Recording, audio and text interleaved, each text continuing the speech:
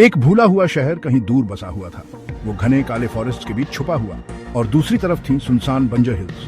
बहुत कम मुसाफिर ही इस रिमोट बस्ती तक पहुंच पाते थे। वहां की हवा में हमेशा एक भारीपन महसूस होता था, अनकही कहानियों और पुरानी यादों से भरी हुई। घर पुराने थे, उनका पेंट उखड़ा हुआ, उनकी विंडोज खाली आंखों जैसी थीं, बाहर घूरती हुई। एक अजीब सी खामोशी हमेशा टाउन पर छाई रहती थी। यहाँ तक कि परिंदे भी दबी आवाज में गाते थे, जैसे खामोशी तोड़ने से डरते हों। जब रात होती तो अक्सर घना फॉग छा जाता था। वो फॉरेस्ट से चुपके से आता था, वो अकेली हिल्स से नीचे उतरता था। ये फॉग कोई मामूली मिस्ट नहीं था, ये घना और ठंडा था, हर चीज से लिपट जाता था। ये पूरे टाउन को ढक लेता था, खासकर आधी रात के बाद। घरों और पेड़ों के जाने पहचाने आकार भूतिया आउटलाइंस बन जाते थे। आवाजें दब जाती, दूर से आती और अजीब लगती। तुम्हारी विंडो के बाहर की दुनिया इस सफेद पर्दे के पीछे गायब हो जाती थी। Gap 2S। लोग कहते थे कि फॉग अपने धुंधले धागों में राज लेकर आता है। टाउन के बड़े बूढ़े कई कहानियां फुसफुसाते थे। वो उन अजीब चीजों के बारे में बताते थे जो गहरी रात में होती थी। वो घने फॉग में बाहर घूमने के खिलाफ चेतावनी देते थे। दरवाजे जल्दी बंद हो जाते थे, विंडोज कसकर बंद कर दी जाती थी। बड़े बुजुर्ग जानते थे कि फॉरेस्ट में सिर्फ पेड़ ही नहीं है, वो जानते थे कि हिल्स सुनती है। वो अक्सर आवाजों की बात करते थे,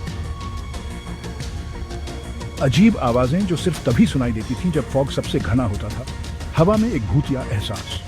सुनसान हिल्स में सबसे ऊंची पहाड़ी पर कुछ खड़ा था।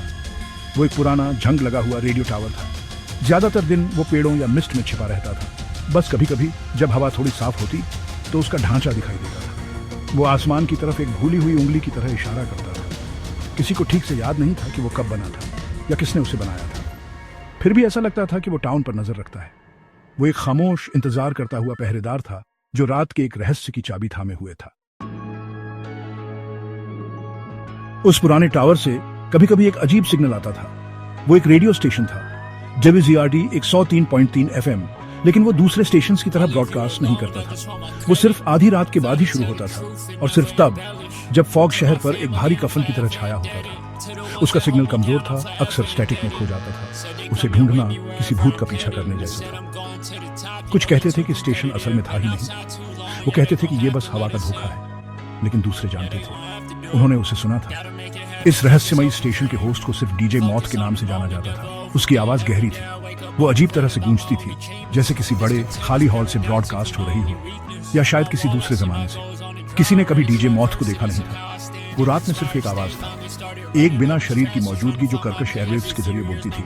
उसके शब्द धीमे थे, सोचे समझे हुए। हर अक्षर हवा में लटका हुआ सा लगता था। वो कभी जल्दी नहीं करता था। ऐसा लगता था उसके पास दुनिया भर का वक्त है। डीजे मौत बीते जमाने का म्यूजिक बजाता था। वो 1940 के दशक के पुराने रिकॉर्ड्स चलाता था। धुनें अक्सर डरावनी होती थी, एक अजीब उदासी से भरी हुई।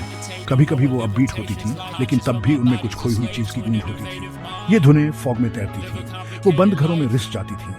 वो अकेली रात को अपनी भूतिया मौजूदगी से भर देती थी। म्यूजिक बाहर के घने घूमते हुए फॉग से बने डरावने माहौल से पूरी तरह मेल खाता था। पुराने गानों के बीच डीजे मौत बोलता था। वो रहस्यमयी कविताएं पढ़ता था, उनके शब्द काले और छिपे हुए मतलबों से भरे होते थे। वो डरावनी कहानियां भी सुनाता था, भूतों की और हिल्स में होने वाली अजीब घटनाओं की पुरानी कहानियां। उसकी गहरी गूंजती आवाज इन कहानियों को और भी ज्यादा डरावना बना देती थी। वो उन सायों की बात करता था जो अपने आप हिलते थे।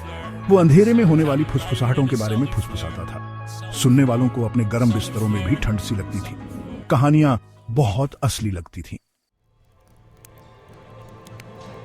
टाउन के बड़े बुजुर्गों की एक कहावत थी, वो इसे दबी आवाज में कहते थे। एक बार तुमने WZRD 103.3 FM लगा लिया, उन्होंने चेतावनी दी, तो तुम कभी उसे बंद नहीं कर पाओगे। उनका मानना था कि स्टेशन का अपने सुनने वालों पर एक अजीब सा काबू था।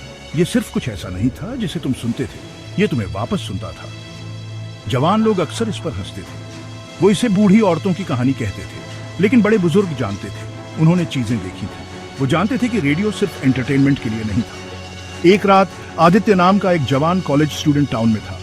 वो अपने दादा दादी से मिलने आया था। वो एक पढ़ाकू लड़का था। वो देर रात तक अपनी किताबों में डूबा हुआ था। बाहर तूफान बन रहा था। हवा भूखे भेड़िए की तरह गरज रही थी। बारिश खिड़कियों के शीशों से टकरा रही थी। वो अपनी पढ़ाई पर फोकस करने की कोशिश कर रहा था। उसका दिमाग इक्वेशंस और हिस्टोरिकल डेट्स से भरा हुआ था। पुराना घर उसके चारों ओर चरमरा रहा था। वो इस टाउन का नहीं था और मौसम की ये शिद्दत उसके लिए नई थी। अचानक लाइट्स झपकी, फिर वो चली गई। पूरा टाउन अंधेरे में डूब गया। तूफान ने इलेक्ट्रिसिटी उड़ा दी थी। आदित्य ने आह भरी। वो और पढ़ाई नहीं कर सकता था। वो बोर हो रहा था। घर की गहरी खामोशी जो सिर्फ तूफान से टूट रही थी, बेचैन करने वाली थी। उसे याद आया कि उसके दादाजी के पास कहीं एक पुराना ट्रांजिस्टर रेडियो था। उसने एक धूल भरी अलमारी में ढूंढा, उसे वो मिल गया। वो एक पुराना मॉडल था, भारी और मजबूत। उसने उम्मीद की कि वो अभी भी चलता होगा। उसने रेडियो चालू किया। स्पीकर से स्टैटिक की आवाज आई। उसने धीरे धीरे डायल घुमाना शुरू किया। वो कोई भी स्टेशन, कोई भी आवाज ढूंढ रहा था जो खामोशी को तोड़ सके। Gap 2S। अब उसकी विंडो के बाहर फॉग बहुत घना था। वो शीशे पर एक जिंदा चीज की तरह दबाव डाल रहा था। उसने लोकल से एक अजीब रेडियो स्टेशन के बारे में धुंधली बातें सुनी थी जो सिर्फ देर रात ऐसे फॉग में ही आता था। वो क्यूरियस था, हालांकि थोड़ा बेचैन भी। वो डायल घुमाता रहा, धीरे धीरे, ध्यान से। सुबह के 1:05 AM हुए थे। रेडियो पर स्टैटिक अचानक साफ हो गया। एक अजीब उदास धुन बजने लगी। यह ऐसा म्यूजिक था जो आदित्य ने पहले कभी नहीं सुना था। वो बहुत पुराना लग रहा था। फिर स्पीकर से एक आवाज उभरी। वो एक गहरी गूंजती हुई फुसफुसाहट थी। WZRD 103.3 आवाज फुसफुसाई। हम तुम्हें सुन रहे हैं। आदित्य की रीढ़ में एक ठंडी सिहरन दौड़ गई। आवाज ऐसी थी जैसे उसने पहले कभी नहीं सुनी थी। वो पर्सनल लग रही थी। ऐसा लगा जैसे वो उसी के साथ कमरे में है।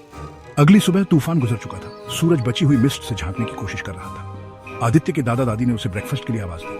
कोई जवाब नहीं आया। उसके कमरे का दरवाजा अंदर से बंद था। उन्होंने फिर से खटखटाया, इस बार जोर से। फिर भी सिर्फ खामोशी। एक बढ़ती हुई बेचैनी उन्हें घेरने लगी। उन्होंने उसका नाम पुकारा। उनकी आवाज में चिंता थी। वो जवाब क्यों नहीं दे रहा था? दरवाजा अंदर से इतनी मजबूती से बंद क्यों था?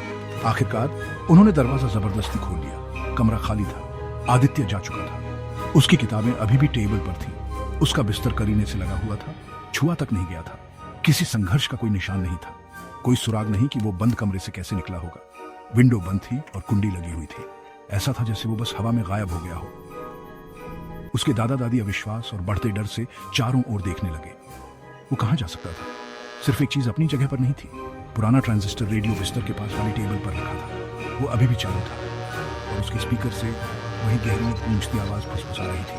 वो धीमी थी, फिर भी उसने खामोश खाली कमरे को भर दिया था। अब तुम हमारे बीच हो, आदित्य, उसने कहा। आवाज जारी रही, एक हल्की डरावनी फुसफुसाहट।